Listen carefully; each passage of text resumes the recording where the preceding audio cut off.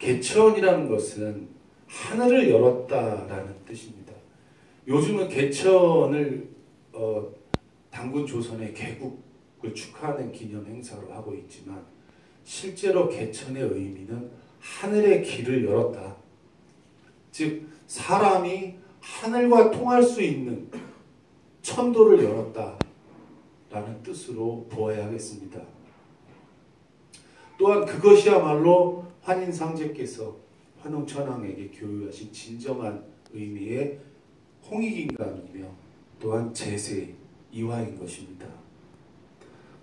그러므로 개천의 정확한 의미는 인간이 하늘에 계신 환인상제에게로 돌아갈 수 있는 길, 즉 정회의 길을 열었다라는 것으로 정리할 수 있겠습니다.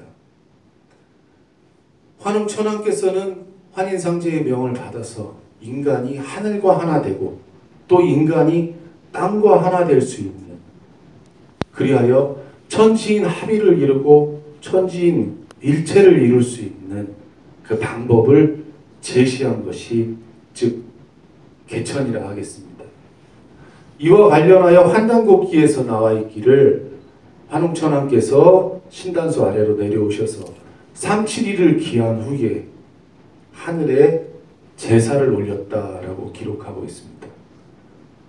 이러한 사실은 개천이라는 것이 하늘에 올리는 제사, 즉 천재의 형태로 이루어졌다는 것을 증명하는 것이며 또한 그 천재의 대상은 하늘에 계신 환인상제였다는 것을 증명하는 것입니다. 그렇기 때문에 개천절 행사는 단순한 기념식이 아닌 천재를 지내는 형태로 올려야 하는 것이 맞고 그 대상은 환인상제에게 향하는 것이 맞다라고 하겠습니다.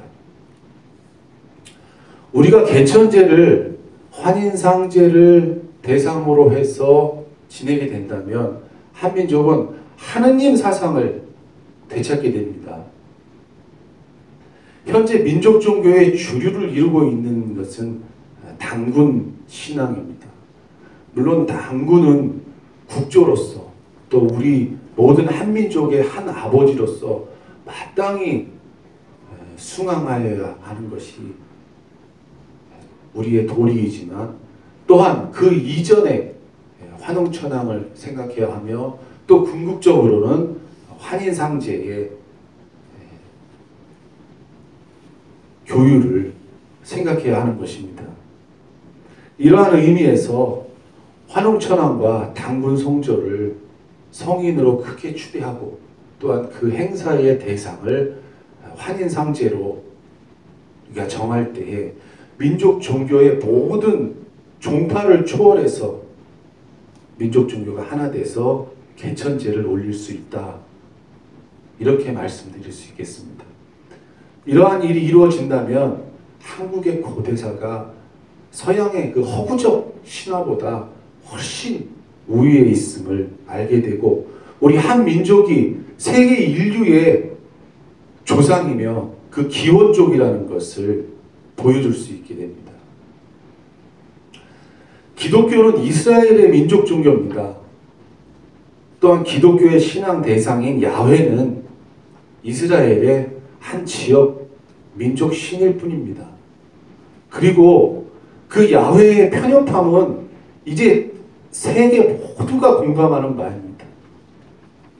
기독교인들은 야훼가 창조주이며 유일신이라는 아무런 근거도 제시하지 못하고 오히려 그 반대적인 근거가 많이 있음에도 불구하고 야훼가 이 세상의 유일신이라고 자만하고 있는 것입니다.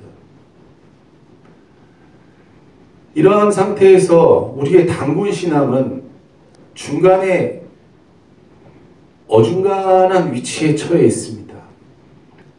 우리의 단군 성조를 현실의 인물로, 역사적 인물로 규정하게 될 때 신성함에 있어서 서양의 하느님이라는 것에 있어서 열세에 놓이게 됩니다. 반대로 단군 선조를 신화적인 존재로 가정하게 될 경우에는 역사적이고 현실적인 면에서 허구라는 그런 오명을 쓰게 됩니다.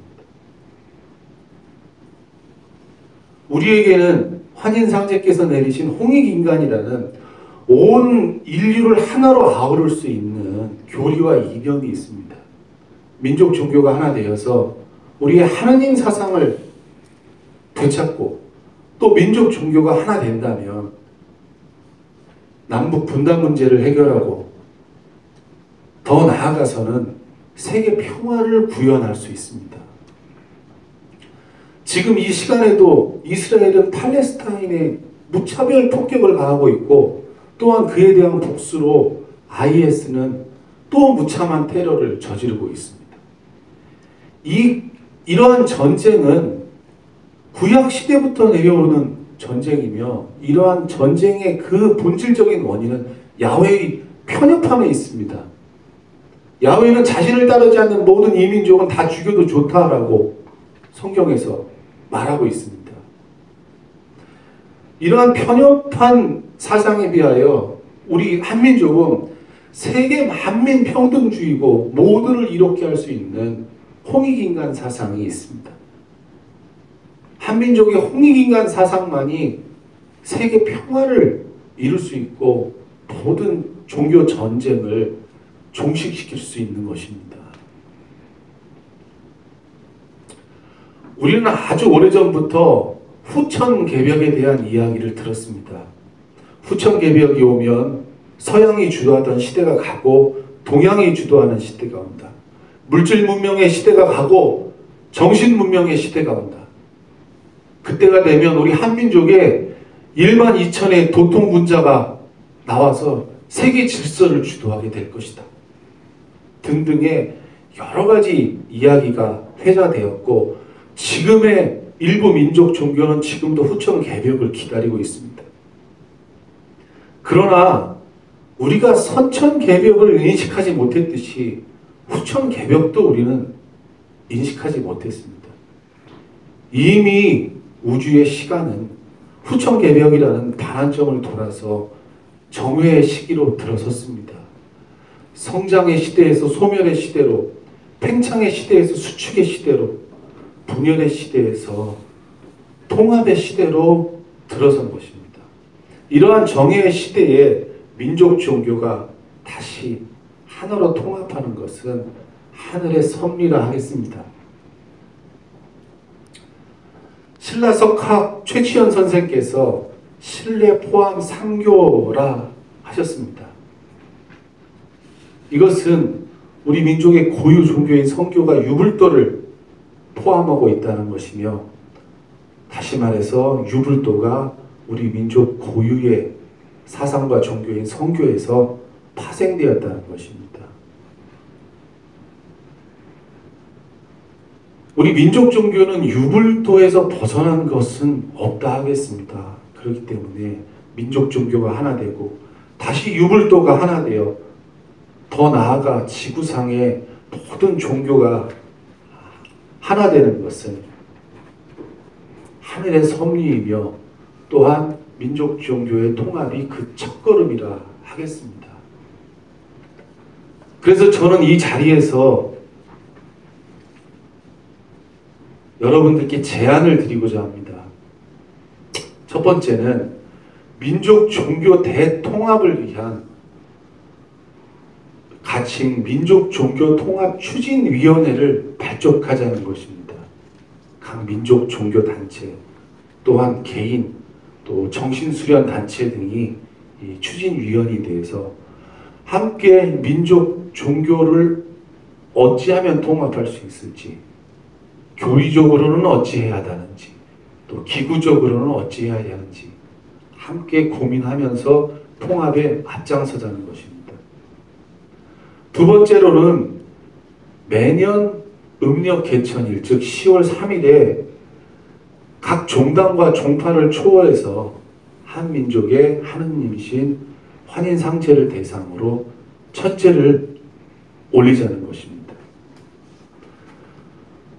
한 민족의 하느님이신 환인상제는 삼국유사라는 우리 현재 강단사학도 인정하고 있는 삼국유사의 그 존재가 분명하게 드러나 있는 하느님입니다. 이것에 대해서 불교 승려인 이련도 불교식으로의 표현인 하느님이라는 재석이라고 표현을 했습니다.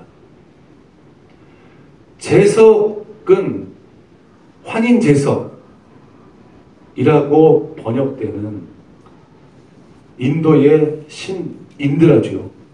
인드라는 불교가 시작되기 전에는 인도 사상으로 보아서 33천의 가장 높은 곳 도리천에 계시는 하늘의 제왕이라는 뜻입니다.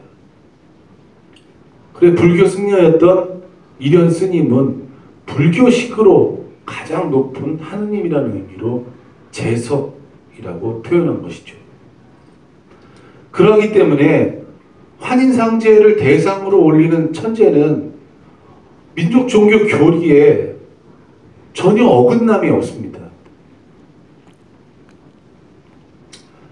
따라서 한민족의 가장 큰 축제인 개천일에 민족 종교 단체가 모든 교리와 종단의 이해관계를 초월해서 환인상제께 올리는 개천제로 한자리에 모인다면 민족 종교의 대통합이 그리 멀지 않을 것이라 생각합니다.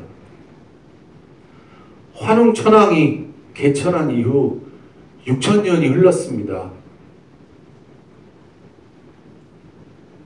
그리고 그 이후 신라 중반기를 넘어가면서 불교가 수입되었고 또 조선에서는 성리학을 국시로 섬겼습니다.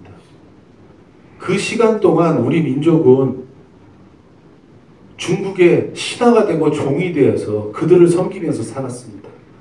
급기야는 구한 말에 기독교가 들어오면서 그 독약이 우리 민족의 정신을 썩게 만들어서 기독교가 지금 우리나라에 들어온 지 이제 겨우 100년 남짓인데 정말 말세라는 말이 절로 나올 정도로 이 세상은 극악해지고 타락했습니다.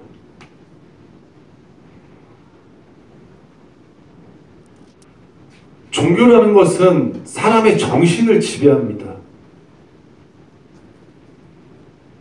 우리나라 종교인 중에 절대 다수가 외래 종교를 섬기고 외래 신을 신앙하고 있습니다. 이것은 곧 몸만 한국 사람이지 정신은 외국 사람이라는 것입니다.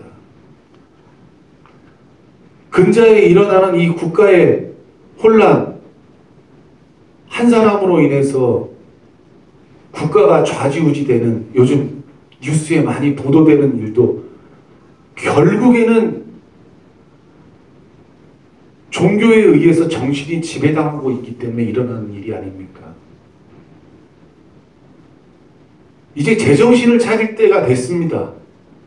언제까지 우리가 남의 종교를 믿으면서 넛빠진 사람으로 얼빠진 민족으로 살 수는 없습니다.